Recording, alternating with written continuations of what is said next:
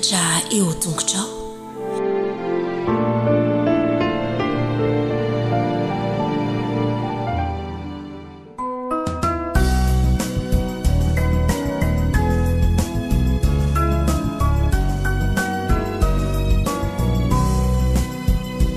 Emisaucanao Jesu malalo chachizao futona mamizao yanaranai atunguchao izahai izaipianachao kuambitenenale Jesu malalo izahai iainuchalanao kahirote nyavyamina itwechapechakawampunaya kuambitenenale Jesu malalo izahai iainuchalanao kahirote nyavyamina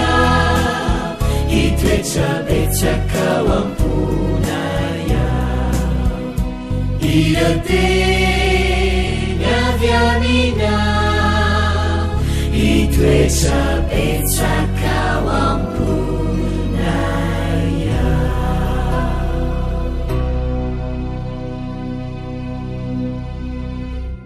tonga eo amin'ny fotoanany sasam-pinonindray eny ary dia ifampiarahaba indray ary tsika aloha amin'ilay hira mahazatra antsika aoriana ny isa telo isa roa telo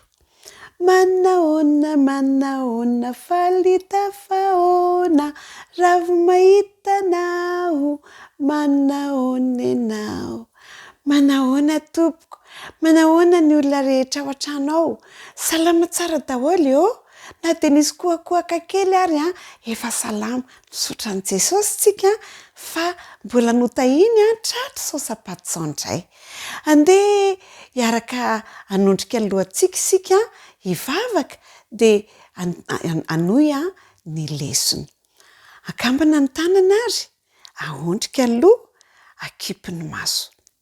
Jesosy malalo misaotra anao zahay fa mbola omenao fotoana indray ahafahanay mamerina ny lesona ampio zahay mba ho zaza mahay miaino ho zaza mpankatoa ho tianao Jesosy fa amin'ny anaranao nanaovanay vavaka amen. Eny ary faly mihaona amin'ny zaza minony rehetra indray androany satria hanohy lesona indray netsika lesona efa nianarantsika tany an-trano fa averina fotsiny atiana eto indray lesona fafiry fahatelo. Bravo, efa manomboka mahay tsara ny ankizy. Lohateny mofo sy hazan-drano tsy anjery aoka isika anao soa amin'ny olona rehetra.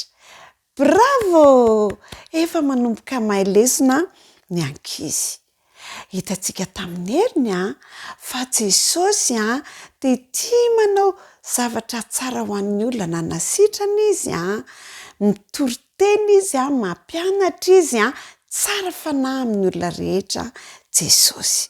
Mahafinaritra Jesosy rehefa nanoteny tantara nanao tantara Jesosy nampianatra dia naona le olona manokanoka naona ny olona ozy Jesosy dia ozy izy tia mpianatra anankiray ty hoe Jesosy naona bengery ireo olona ireo andao efa riva ny andro fa andao izy alefantsika mandeha mody ahitady sakafo any an-tranony. Dia ozy Jesosy hoe omeonareo sakafo iziko. Dia ozy izy le mpianatra sasany hoe o Jesosy olona be dia be ireo ve dia aiza ny atentsika sakafo anomezana andreo be tapenga ireo dia tsy ahita sakafo mihitsika ozy izy dia ozy Jesosy mitady hevitra tsika ka mitady hevitra tsika dia lasa mpianatra Jesosy anankiray natsoina hoe Andre nandeha nefa nena tamin'ny tovolahy kely anankiray izy. Le tovolaraka izy nanana mofo sy hazan-drano, trondro angesany hazan-drano zany dia netiny teo amin'ny Jesosy ilay zazalahy kely nitondra mofo 5 sy trondro na hazan-drano anankiroa. Nentina teo amin'ny Jesosy, nataony Jesosy nary ilay mofo 5 sy trondro na hazan-drano anankiroa. Ataony Jesosy indreo anaovan'i Jesosy fahagagana, anaovan'i Jesosy zavatra tsara, anaovan'i Jesosy soa ho an'ireo olona be dia be ireo mofo 5 sy trondro anankiroa. Andray mahay zavatra zany Jesosy, tena mahay zavatra tokoa Jesosy antena hoe notsika manaraka indray fa hatreo indray aloha no notsika lesitsika androany. Andeha faranantsika sahady ny lesona, andeha hivavaka alohantsika vao hifanao veloma. Agambana ny tanana, ahondrika ny loha, akipy ny maso. Jesosy malalo, misaotra anao zahay fa mampianatra anay ianao hahay hanao soa amin'ny olona rehetra. Omeo anay ny fahendrena avy aminao, misaotra Jesosy eo. Amen. Andeha harifanao veloma sahady. Ao ary 1, 2, 3. Veloma, veloma, amin'ny herindray. Veloma, veloma, amin'ny herindray. Veloma tompoko, dia amin'ny herindray dia samy endry tsara ny zaza minono tsisy madiditra fa hanao soa amin'ny dada sy neny dia hanao soa amin'ny mpampianatra lesona any am-piangonana dia hanao soa amin'ny olona rehetra. Veloma rakizy.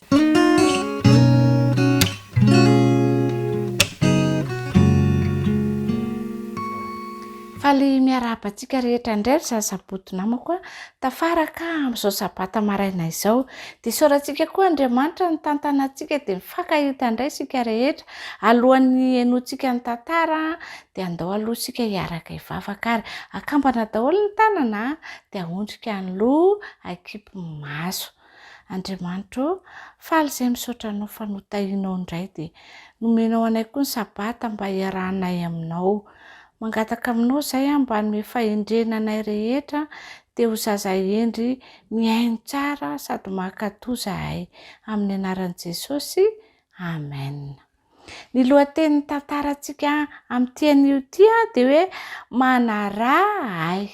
Manarahay. Jesosy ange teny izany teny izany ny anjerantsika teo amin'ny Jona 5:12 andininy 4:12 dia manao an'izao hoe hiaraka anao tsenjerintsika hoe ianareo no sakaizako. Mora kely andao inge averintsika ianareo no sakaizako. Bravo! Anaraka ny tantara ary zatsika sao dia mipetraka tsara daholo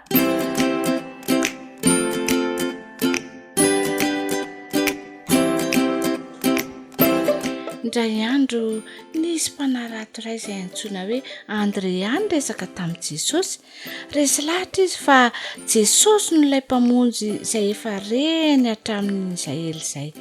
Tiany Andrea ho zaraina amin'ny hafa izany vaovao mahafaly izany, noho izany dia lasa izy nitady amin'ny Petera rahalany. Andro vitsivitsy taty aoriana, indray andro ny posaka ny masoandro dia nahatazana ny Petera sy Andrea sy ireo namany i Jona sy Jakoba teo amoron-dranomasina Jesosy. Nandritry ny alina no nanarato izy ireo ka nanasany sy nandamina ny aratony. Fantatry ny olona rehetra fa amin'ny alina no fotoana tsara indrindra anaratona. Nanomboka tonga ny olona nidina teny amoron-dranomasina mba hijery an'i Jesosy.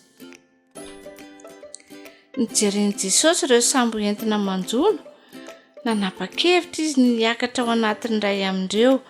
Amin'izay mba afaka mikisaka kely miala amoron-dranomasina ary ho hitan'ny olona rehetra eo amoron-drano koa dia andre azy tsara avokoa ireo.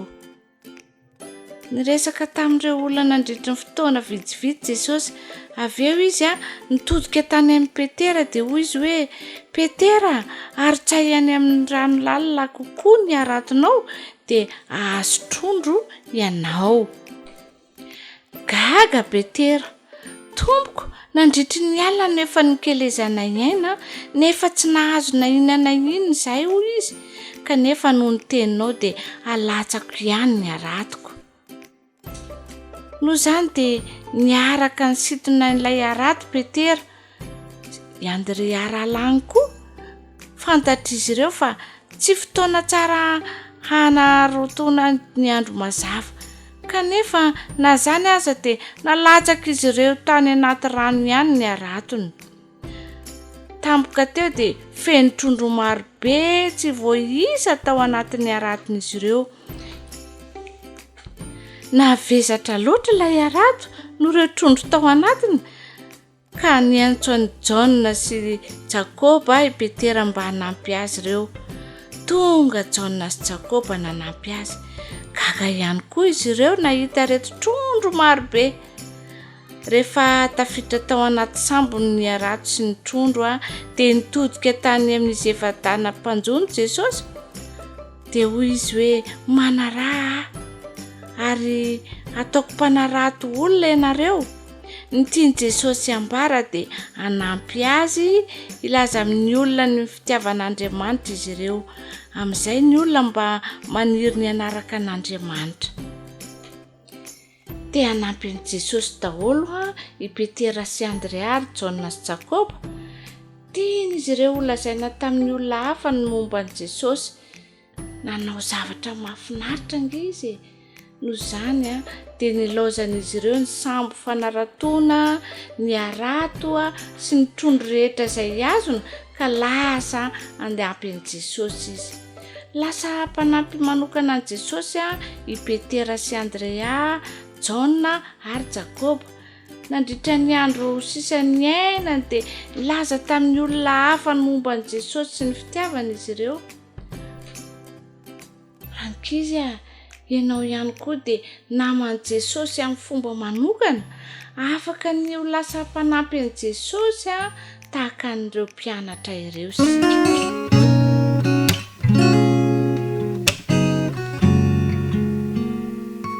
Manonona ny fiadanan'i Jesosy ho an'ny ankizy kely rehetra amin'izao sabata mahafinaritra izao. Tonga indray ary ity ny fotoana hiaraka eto isika hamekina ny lohahevitra faraka 12 rakizy izay manao hoe kaikitry ny menarana, kaikitry ny menarana. Ny andalan-teny izay nataontsika tsenjery dia hitantsika taiza re tao amin'ny Marka 12 andininy 12 andao rahantsika mamekina manana finoana an'Andriamanitra. Averina tsara hoe manana finoana an'Andriamanitra. Marka 12 andininy 12. Eny tokoa rakizy namako, ny afatra izay tiany Jesosy ho azy ianao androany dia izao hoe manompo an'Andriamanitra tokoa angentsika io rehefa mametraka an'Andriamanitra ho lohalaharany eo amin'ny fiainantsika ary mino sy mahatoky azy amin'ny zavatra rehetra izay ataontsika ka dia andao ary ho arahana indray ny tantarantsika dia mirary sabata mahafinaritra ho anao.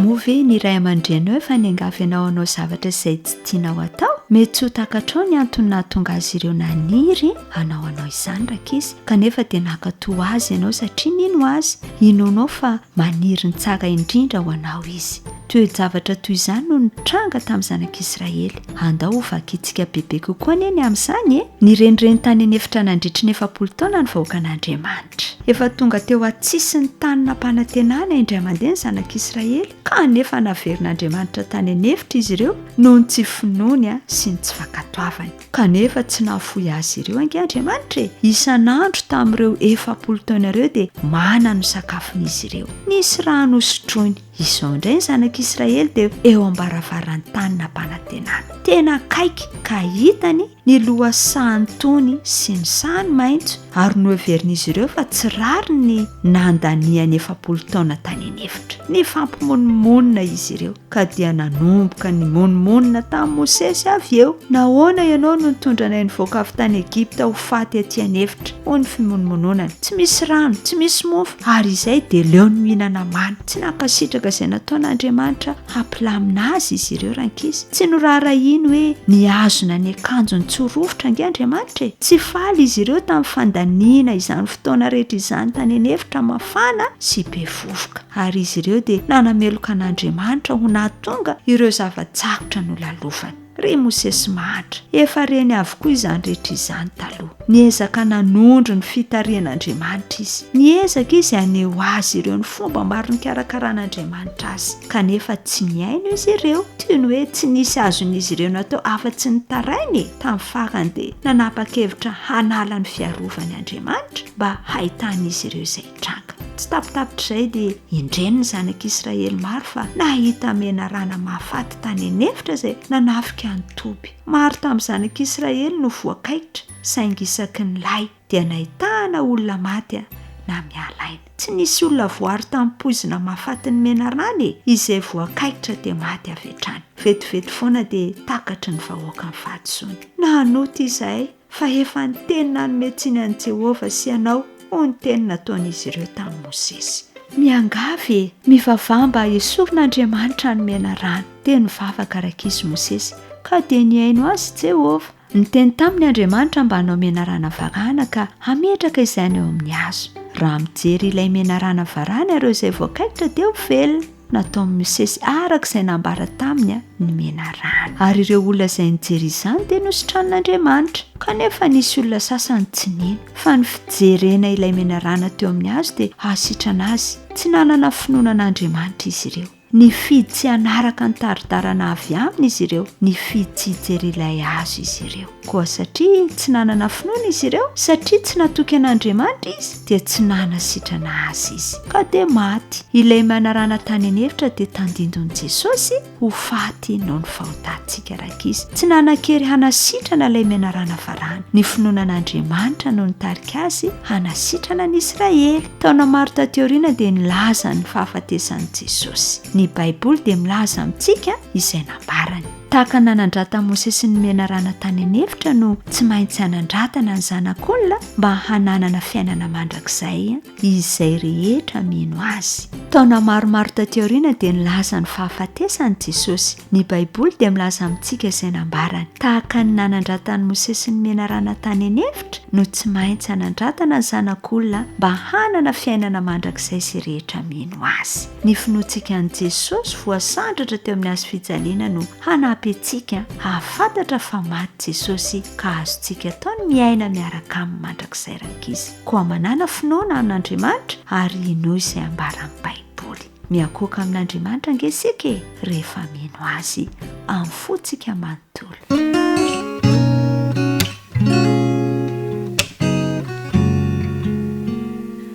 Mpifaliana indray no iarabanantsika tanora sandriny amin'ity an'ity andeha indray tsika hiaraka midina ny lesona manaraka dia ny lesona fa 1:12 izay ny anarantsika nandritry ny herinandro. Natao ifandray avokoa. Lohateny izay natao ifandray avokoa. Ny tsenjerintsika dia voalaza ao amin'ny Salamo fa 5:30 andininy fa 4:40 andeha rahantsika ary. Hideranao aho fa mahatahotra sy mahatalanjona nanaovanao ahy. Mahagaga ny asanao ary fantatry ny fanahiko marimarina izany. Eny ary, jerentsika indray izany izay ny anarantsika. Natao ifandray avokoa. Inona re izany natao ifandray izany? Araka ny hitantsika tao anatin'ny lesona dia ny tenantsika ny vatantsika dia nataon'Andriamanitra hifandray avokoa. Ny vatantsika sy ny saintsika dia mifandray avokoa. Raha misy zavatra mampikorotana saintsika dia mikorotana ihany koa ny toe-batantsika. Na misy zavatra mahazo ny toe-batantsika dia mety mikorotana ihany koa ny saintsika. Zay le fitenenana, misy fitenenana be da be, aleo tsy horesahantsika le izy. Fa raha misy zavatra voadonany ao anaty dia misy fiantraikany amin'ny tenantsika izany. Namboarin'Andriamanitra ny tenantsika. Ary ny zavatra mahagaga dia nataon'Andriamanitra araka ny endriny. Araka ny endriny ahoana moa? Tiany raha ho tahaka azy isika. Rehefa namboatra ny olombelona izy dia nanao hoe andeha isika hamorona olona. Dia rehefa niteny izy andeha isika dia nilaza an'ilay Andriamanitra telo izay iray. Teo Andriamanitra iray, zanaka ary fanahy. Andriamanitra tia mifandray Andriamanitra. Ary izay no nanaovany ny olombelona. Nataony ifandray ihany koa ny olombelona. Ary tsy ifandray amin'ny irery ihany fa ifandray amin'ny samy olombelona ihany koa. Noforomin'Andriamanitra tahaka ny endriny izany isika, natao ifandray aminy sy ifandray amin'ny hafa. Midika izany fa tokony hanana fifandraisana tsara amin'ny samy isika ary ho tsara fifandraisana amin'Andriamanitra ihany koa. Manome toky antsika koa Andriamanitra fa vonona mandrakariva izy hiaino antsika, hamaly antsika, handray antsika, hitarika sy hanoro lalana antsika. Ary nilaza izy fa omba antsika mandrakariva ampitiavana. Tiany koa ny ifandray amintsika. Tsy hoe isika ihany no miezaka ny ifandray aminy, fa izy ihany koa dia tia mifandray amintsika. Ny riany indrindra isika raha mba ho tsara fifandraisana amin'ny samy mpiara-belona. Tsy misy miadiady, tsy misy mifankahala, fa mifandray tsara. Zay ny tena tian'Andriamanitra. Ary zay ny fiainana izay miandry antsika ihany koa any amin'ilay fiainana mandrakizay. Fa raha ohatra tsika ka tsy vonona amin'izay fifandraisana tsara izay, dia tsy hita izay tokony andehanantsika any amin'ilay fiainana mandrakizay.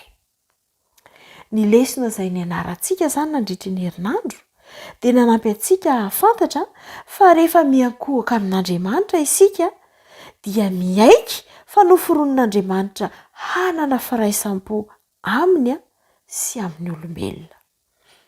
Nanampy antsika ihany koa mba hahay mankasitraka ny fikaliana sy ny hatsarana nataon'Andriamanitra tamin'ny namoronany antsika ho tahaka ny endriny. Ary mba hananantsika fanapahan-kevitra hanome voninahitra azy amin'ny alalan'izany fitoviana amin'izany. Noforonin'Andriamanitra izany isika mba hanana firaisampo aminy sy amin'ny hafa. Izay izany no hafatra izay nomen'Andriamanitra antsika ao anatin'ny lesona. Ka andehantsika tsy hanala barakan'Andriamanitra amin'izany zavatra izany ary hitaiza tsara ny tenantsika ihany koa mba hahatonga antsika hanana fahasalamana tsara satria mifandray avokoa ny toe-batantsika tsirairay avy. Izay indray izany lesona izay nianarantsika nandritra ny herinandro mazotoa mandrakariva mianatra ny tenin'Andriamanitra. Mandra-piaona indray ary.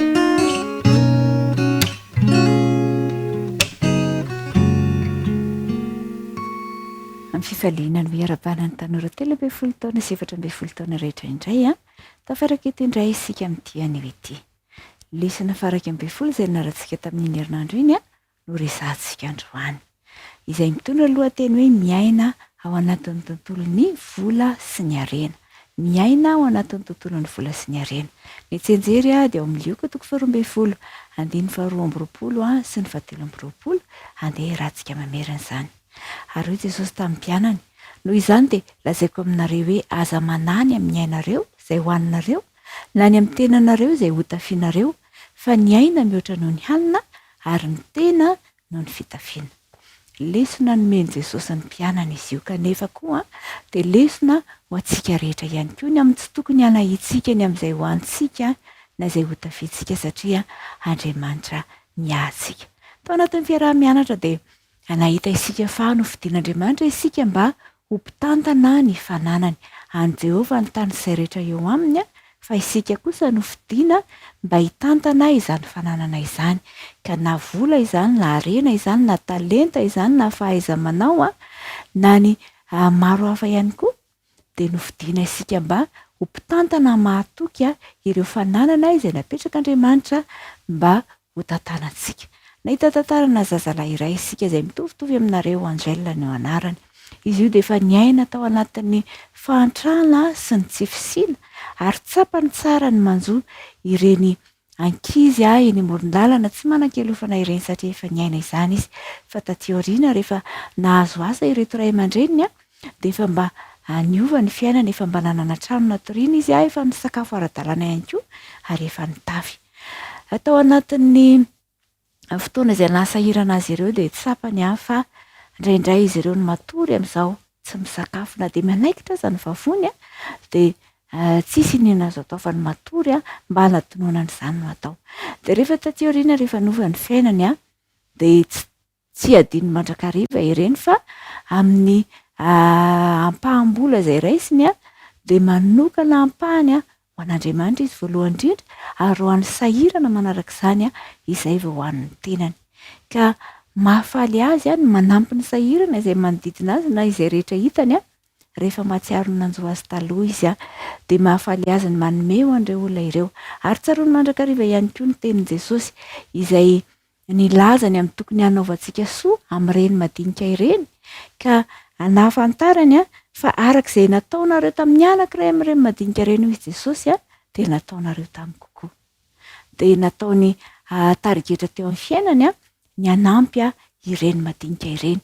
Ary ny zavatra nafinaritra rehefa nahatoky izy tamin'ny madinika indrindra dia nampitantana an'Andriamanitra lehibehibe kokoa hatrany arak'ilay voalaza hoe izay mahatoky amin'ny kely dia ho tendrena hanapaka ny be. Ho an'ny Angelina dia lasa mpitantana mahatoky ny fananan'Andriamanitra izay nomen'Andriamanitra teo anatrehany izy.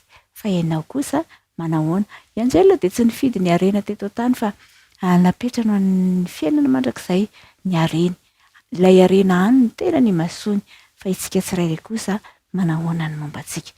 An'Andriamanitra ny fananantsika hoy teo izy no nanome antsika ny fitahiana rehetra, ka ny anjarantsika dia ny manolotra ny tenantsika ho an'Andriamanitra ary ny manaiky ho ampiasainy mba ho mpitantana mahatoky izay rehetra nankinina tamintsika.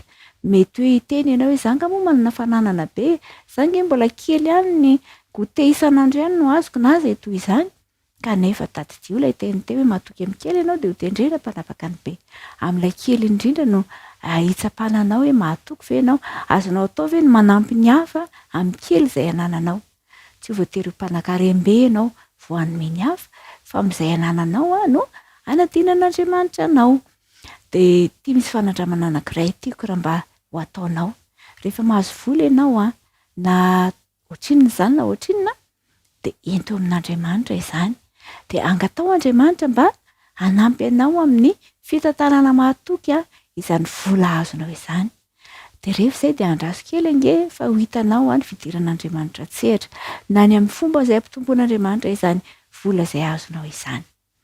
Ary mantoanto namana ary 13 taona sy 14 taona rehetra.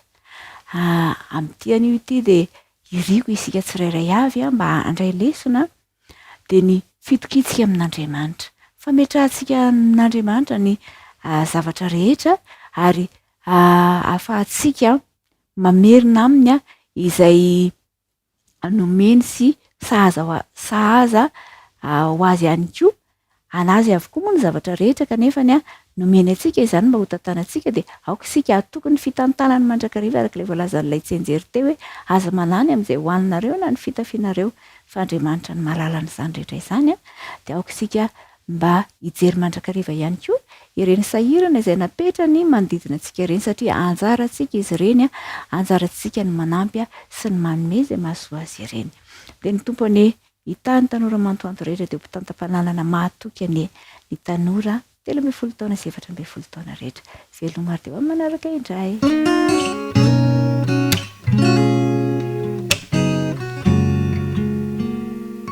dia tonga indray ny fotoana ry zatovo namako ahafahantsika miaraka mamerina mianatra ny tenin'Andriamanitra fa zao miarabase anao tratrany sabatsika dia manana fifantohana amin'ity sabata ty mba hitondra soantsika ny sabata ao anatin'ny 7 andro dia ny andro ray amin'izay no iantson'andriamanitra antsika mba hiarahana aminy ingane mba tsy ho sarotra aminao zany ny anam-porofona fa tsy sarotra aminao zany dia dao ary hifantoka isika ny amin'ny tenin'andriamanitra izay hovitintsika amin'izao maraina izao iarahanao amin'ny mpanomponao fifaliana Alain Franco lohateny anankiray manao hoe tsy tory eo andriamanitra hafa zay indray ny lohateny ary ny tantara faharoa toko 4 no misy ny 9 fototra izay manao hoe toy izany no namonjeny Jehova any Ezekia sy ny mponina tany Jerosalema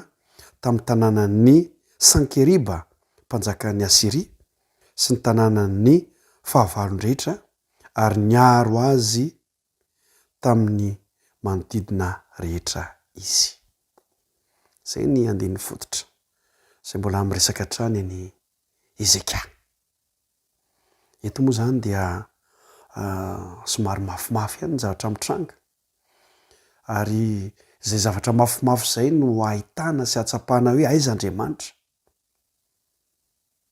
inona no mampiavaka an'io Andriamanitrantsika io dia so fa misy ny baiboly misy ny tantara zay niainan'ireo zanak'Israely niady tamin'ireo Asirianina ny Asirianina zay voavy nandresy tamin'ny ady zay nifanaovany tamin'ny Samaria ny firenena lehibe rehetra resiny zany Asirianina zany avokoa zany nefa ny fahavalo manoloana ny zanak'Israely tsy maintsy mila Andriamanitra mahery izy zay Andriamanitra tsy tory Andriamanitra hafa dinina ny zavatra nitsanga ny zavatra nitranga dia zao tsy natahotra ny Joda zay zany satria nametraka ny fitokiny tamin'Andriamanitra tsy natahotra dia n'olotra afatra ho antsika zatovo amin'ity sabata ity aza matahotra tsika io indraindray dia matahotra matahotahotra dia ohatry ny taitaitra zany indraindray dia matahotahotra mailomailo tsy hay hoe ahoana fa rehefa tena manana an'Andriamanitra isika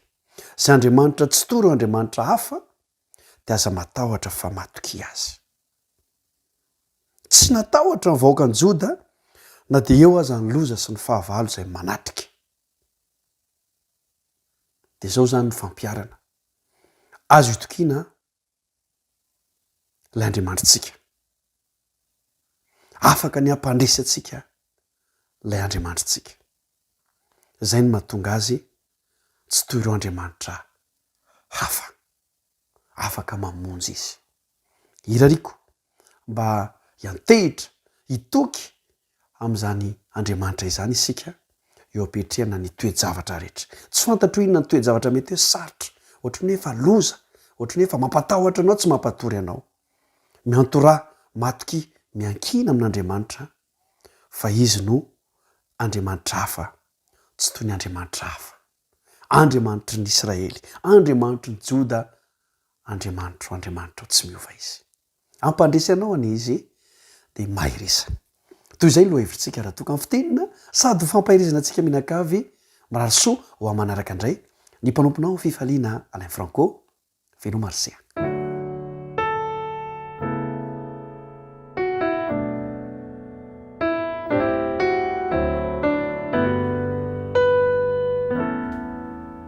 ampifaliana indray ry namako no ifankahitantsika amin'ny alalan'ity lesona efa mahazatra antsika loatra ity ny famerenantsika zany famitianantsika ny lesona Sekoly Sabata lesona faraka 10 ilay fifanandrinana mananotanina iaraka ivavaka aloha isika mialohan'ny zavatra rehetra ivavaka tsika tombo Andriamanitra io Andriamanitra hatramin'ny taloha indrindra ary mbola ho Andriamanitra mandritra mandrakizay ianao misotranao fa molomenao zao tombontsoa lehibe zao indray zahay afaka hiaraka andinika ny teninao mamelany helokay ary aoka mba ny fanena masina hombanay na ny mpiaino rehetra izay mino zao fandarana izao ka izany fanena masina zany no ametraka teny soa teny fampahiresana teny fanantenana ho anay tsirairay avy amin'ny lalazao lesona izao dia nalonanga tany izany vavaka izany amen mananotanina ilay fifanandrinana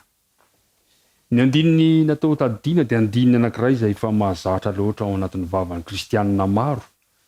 Zao no natoko fafita ambin'ny folo ka ny andininy fafita ambin'ny folo vavaka nataon'i Jesosy izy io ho antsika mpianatra. Hoy izy hoe manamasina azy amin'ny fahamarinana ny teninao no fahamarinana. Kanto loatra izany vavaka nataon'i Jesosy ho antsika izany. Te hiteny Jesosy hoe manotompo manokana azy amin'ny fahamarinana. Ny teninao no fahamarinana. Ny lesona izay niararantsika tamin'ny telinandro ity dia ampafantatra antsika efa manantanina ilay fifanandrinana. Manaitro zany da mampatahotra zany iza moa no tia zany hoe mifanandrana izany kanefa zany dia tsy maintsy isy ilay fifanandrinana. Dia efa nandritry ny efa taona maro efa ela fa eny hatrany an-danitra azy efa nisy zay fifanandrinana zay teo amin'ny Andriamanitra sy Satana. Ary ny tena votoaton'ilay fifanandrinana dia tsy inona akory fa resaka fiankofana ihany. Resaka ny fiankofana amin'Andriamanitra, ny lalàn'Andriamanitra ary ao anatin'izany indrindra ilay didy faefatra izay resantsika tamin'ny farany mikasika ny amin'ity sabata ity satria tena halan'ny Satana ekeny ny fahamarinan'ny sabata. Ekeny fa fitsaharana izy io fa tena halany ary vokatry zavatra izay dia misy fifandona mpinoana mihitsy azy mikasika izany fiankofana tena izy sy ny fiankofana tsy izy izany. Ary le ady zany tsy mba ady aronofo fa ady ara-panahy. Kanefa ny vahaolana ny fitaovana ampiasaina anatin'izy tsy mba fitaovana ara-panahy na isika manao azy fitaovana ara-panahy fa i Satana kosa dia mampiasa mihitsy izay herisetra ao anatin'izany toe-javatra izany. Kanefa na izany zany aza ny lesona antsika dia manasongadina fa ao amin'i Jesosy irery ihany no hery afaka handresentsika izany toe-javatra izany.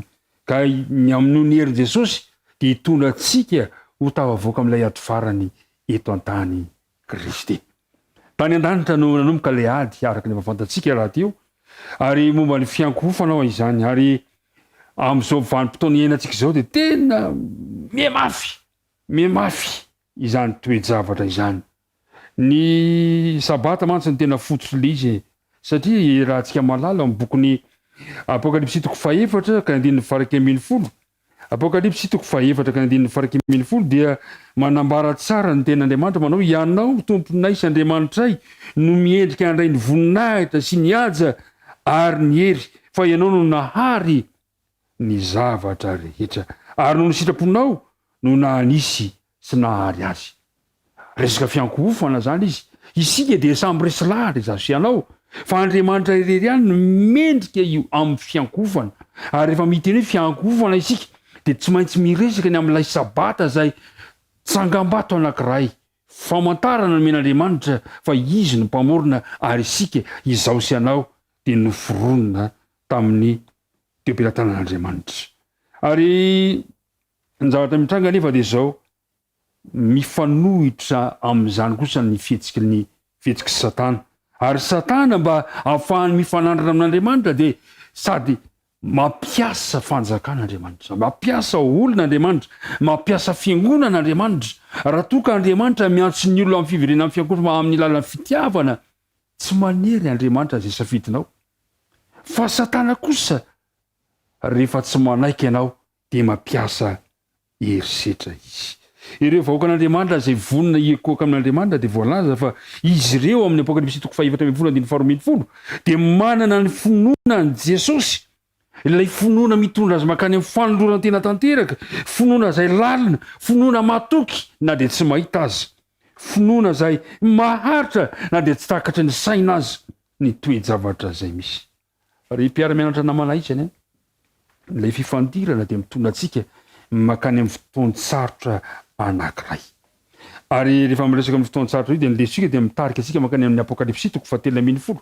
Satria amin'ny bokin'ny Apokalipsy toko fahatelo ambin'ny folo io no tena isin'ilay sehatra mivaivay eo amin'ilay ady fanaovan'ny tsara sy ny ratsy. Ao amin'ny Apokalipsy toko fahatelo ambin'ny folo manasanao vaikio miadana ahitanao inona zavatra nitranga. Zao ny zavatra misy ry mpiara-mianatra namana isany hatramin'ny nahafatesan'i Kristy teo amin'ny azo fijaliana de fantatra ilay fahavalo fa resy izy ko satria resy izy de anapa-kevitra izy hisarika olona anaraka azy hiaraka aminy amin'ny fianjerany ka ny paikadiny voalohany de ny famitahana. Paikadiny voalohany zany de famitahana hitantsika tamin'ny lesona tamin'ny lasa fa anisan'ny famitahana ataon'ny satana mahery vaika indrindra de ny filalaovana angatra na ny resaka famantarana sy ny fagagana eny fa mihoatra no zatra mety hitanao zany fagagana mbola ao ataon'ny satana zany no amitahany. Ary manarakaraka an'izany raha tsy mandaitra le famitahana de mampiasa hery mihitsy satana mampamono zay tsy mikohoka eo anatrehan'ny apokalipsy toko fahatelo fo de milaza ny Cyprien zany isy fanenjehana zay tranga. Jesosy de nilaza amin'ny Jona toko 1:12 filazantsara Matteo toko 10:12 Timothée faharoa toko 7:12 de milaza fa zay rehetra manaraka an'i Kristy de tsy maintsy enjehana. Ry namako tsy zava-baovao anefa ny fanenjehana ara-pivavahana efa nisy hatramin'ny amin'ny Kaina any Abela izany toe-javatra izany satria Kaina tsy nankatoa an'Andriamanitra any ka de mialona any Abela izy ka namono azy. Ry namako amin'ity androany ity dia tia mametraka mafimafy ilay tsika manao hoe Andriamanitra dia nanome famantarana antsika araka ny bokin'ny Ezekela toko 20:12 de milaza hoe ary nomeko azy koa ny sabatako ho famantarana ho amiko sy ho aminy. Ny sabata no marika Andriamanitra no tombo-kasen'Andriamanitra mba hamantarany antsika. Ary Ezekela koa satana koa de nametraka ny marika ny bibidia ny ilazany azy eto mialatsiny indrindra matsika rehetrarehetra fa raha miteny hoe bibidia eto tsy hoe sanatria koa na fanaratsiny tsy miresaka olona ihany koa zany bibidia zany fa ny bibidia de tsy inona koa fa fahefana ara-panjakana. Ny bibidia de fanjakana zany manana hery eperatanana ary ny mariky ny bibidia manana marika hamantarany azy koa de andro anankiray zay mifanohatra amin'ny andro napetrak'Andriamanitra izany no mariky ny bibidia ary mariky ny bibidia no masomby farany amin'ny rojony fanenjehana rehetra. Io zany no ady farany resaka fiankofana amin'ilay andro tena izy sy le andro tsy izy.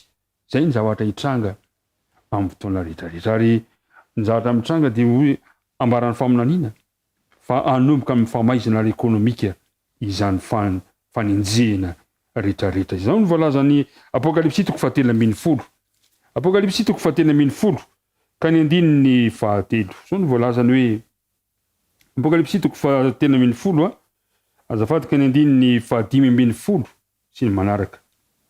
Ary navela nisy aina ny sariny bibidia izy mba hateny ny sariny bibidia izy ary ampamono zay rehetra tsy mety mikohoka eo amin'olo ny sariny bibidia ary ny olona rehetra na ny kely na lehibe na ny manan-karena na ny malahelo na ny tsy andevo na ny andevo dia ampandraisany marika eo amin'ny tanany na eo amin'ny andriny avokoa. Ry mpiara-mianatra namako isany raha miaina fiainam-pakatoavana feno fitiavana ny vahoaka an'Andriamanitra no ny fahasoavan'Andriamanitra zay miaso ampon'ny olona tsy voahozongozona dia miaina mpitiavana amin'ny fankatoavana fa satana kosa nefa dia amin'ny alalany herisetra no anatanterahany aniren'ny olona ho amin'izany fiankofana izany.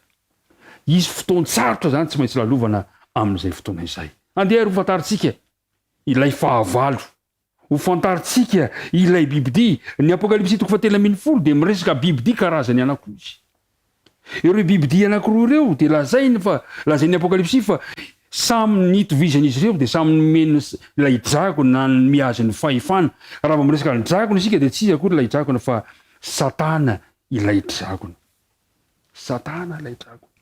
Misy bibidia anankiroa. Ny bibidia anankiray de voalaza ny apokalipsy toko 7:10 fa bibidia niakatra avy amin'ny ranomasina. Ranomasina de maneho vahoaka betsaka. Ary le bibidia anankiray de miakatra avy amin'ny tany. Zany miainga avy amin'ny tany amin'ny toerana tsy nisy olona ilay bibidia faharoa. Fa ny toetra n'reto bibidia reto no tsy mitovy. Andeha ho jerevantsika ny voalaza ilay bibidia voalohany. Manahoana ilay bibidia voalohany? Apokalipsy toko 7:10 ka ny andininy voalohany aritako fa iny nisy bibidia niakatra avy tamin'ny ranomasina nantandroka folo sy loha fito ary tamin'ny tandrony de nisy diadema folo ary tamin'ny lohany de nisy fianarana fitenenana ratsy ary ny bibidia izay hitako de tahaka ny léoparde ny tongony tahaka ny bera ny vavany tahaka ny liona ary lay dragona nanome azy ny heriny sy ny seza fiandrianany ary fahefana lehibe. Ilay bibidia voalohany zany dia bibidia niakatra avy amin'ny ranomasina, niakatra tao anaty vahoaka betsaka, niainga avy ao anatina fisafotofotoana zany la izy. Ary zao ny toetra noho izy voalaza teo ny toetrany voalohany hoy izy hoe ary hitako ilay biby de tahaka ny léoparde, tahaka ny bera ary vavan'ny liona. Liona no resantsika voalohany. De le fahitana hitan'ny Daniel ao tamin'ny apokalypsy Daniel toko faharoa lay statue lehibe anankiray. Ny liona de maneho ny fanjakana babyloniana. Fanjakana babyloniana de manana ny empereur rehetra de toy ny andriamanitra kely iankofana. Ny faharoa de tahaka ny bera. Ny tahaka ny bera mediana sy persiana zany hoe lay lalàna zay avoakan'izy ireo de mitoetra tsy azo esorina ary nanambarana fa ny empereur de tsy mety diso. Ary ny fahatelo tahaka ny léoparde, ny firenena grika zany, fanjakana grika de nampanjaka ny filozofian'olombelona. Ary zany la bibidia voalohany. Le bibidia voalohany de maneho ny fanjakana romanina, maneho ny fanjakana romanina gentilisa zay nifindra tsy moramorana ka ty amin'ny romanina papaly. Ary voalaza fa ny dragona no nanome izany fahefana izany. Ao amin'ny apokalypsy toko fa 12 de mitantara fa ilay dragona de niezaka manakariva handrapaka an'ilay zanak'ilay vehivavy raha voateraka izany ary tanteraka izany teo amin'ny tantara satria nampiasa ny miaramila romanina satana mba amono sy ambotika anendrika an' Jesosy. Nifindra tsikelikely izany toe-javatra izany ka tonga taty amin'ny fahefana Roma papaly ary mena sady fanjakana ara-pivavahana ny fanjakana ara-pitondrana izany toe-javatra izany. Tsy olona averiko ny mandeha, tsy olona io bibidia fa fandaminana ara-pivavahana, fanjakana anankiray zay manohitra ny fitondran'Andriamanitra. Ao amin'ny apokalypsy toko 7:1 de milaza ihany koa ny toetranana le bibidia voalohany. Le bibidia voalohany de zay manana fotom-pampianarana miavaka tsara, zay miteny ratsy manao blasfemia an'Andriamanitra.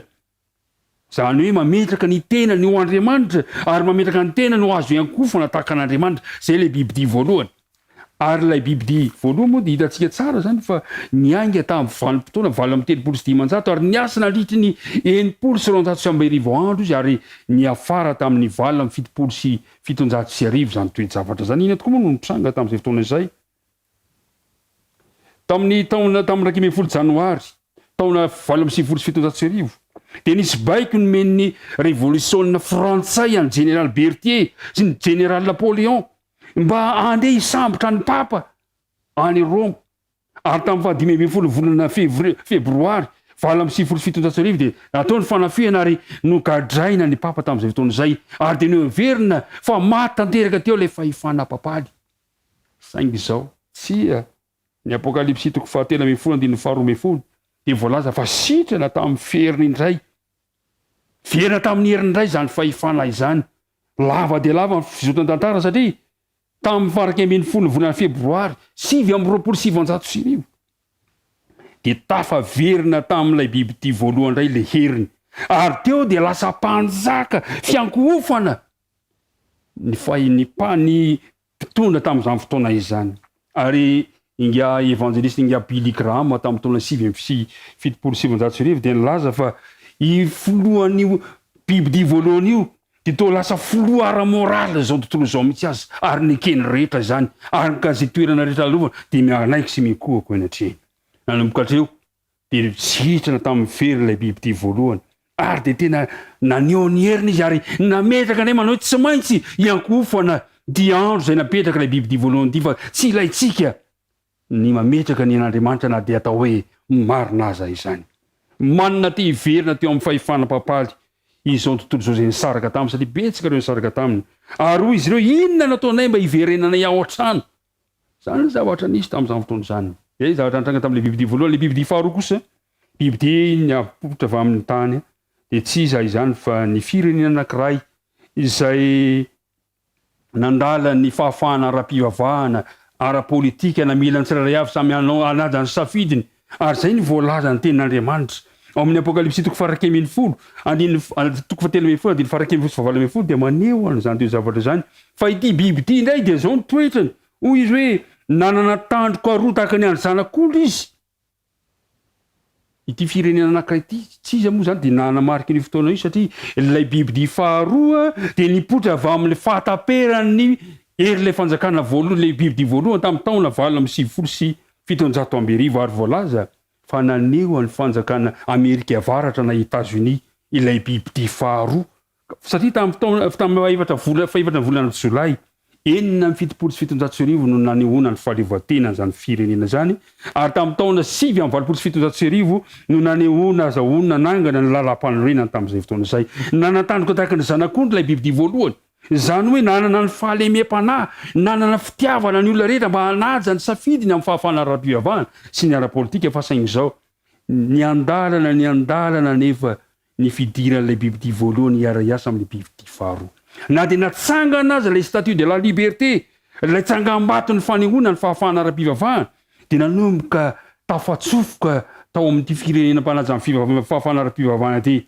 ilay bibidia voalohany ary dia nanomboka ny ray tendro niara-ny asa izy ireo satria tamin'ny fahafitony volana martsa efatra amin'ny valopolo sivanjato sy arivo no namangy ilay bibidia voalohany an'ity firenena matanjaka ty ary zao no lazain'izy ireo tamin'izay fotoana zay hoe tonga hamangy anay ny lanitra manontolo ny ankohofana izany ary zavatra mampieritreto dia ity bibidia faharoa ity dia voalaza teny hoe andiny fa 10 amin'ny apokalypsy toko telo ambin'ny folo manao hoe ary navela nisy aina ny sariny bibidia izany hoe ilay firenena ilay bibidia faharoa zay nanaja ny ara-pivavahana dia izy indray no hitarika voalohany hitaky voalohany mponina maneran-tany akohaka amin'ilay bibidia voalohany amin'ilay andro zay tsiken'Andriamanitra fa naoron'olombelona io le hoe manangana ny sariny bibidia ny sariny bibidia zany dia na iza manaiky le bibidia voalohany na dia tsikeny saigny azy dia izay le hoe manangana ny sariny bibidia ry mpiara-mianatra namako isany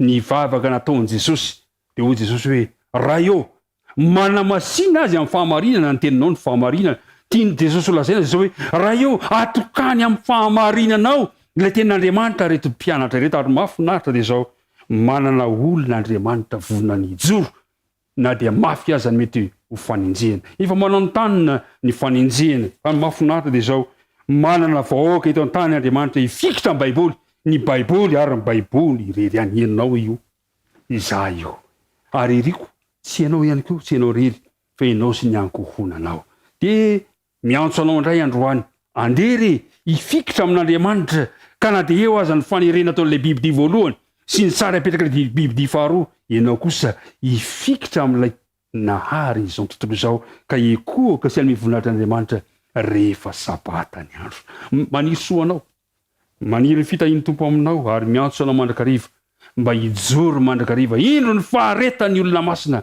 dia izay mitandrina didin'Andriamanitra sy ny finoanan Jesosy izao sy anao izany dia ho tanteraka aminao le teny ny vavaka ataon'i Jesosy manao hoe raha eo manamasina azy amin'ny fahamarinana ny teninao ny fahamarinana ombanao any Andriamanitra ombanao sy ny ankonanao izy ary miny anao any ny fiadanana manana ambiamby amen.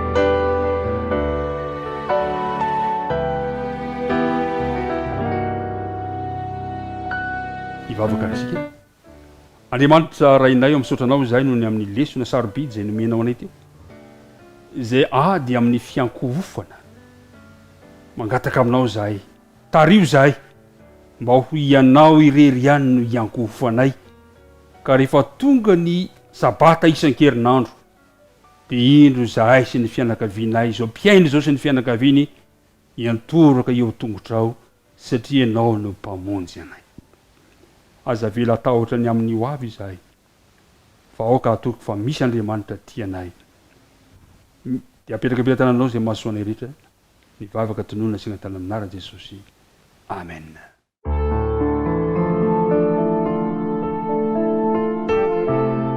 Mianatra eo tongotrao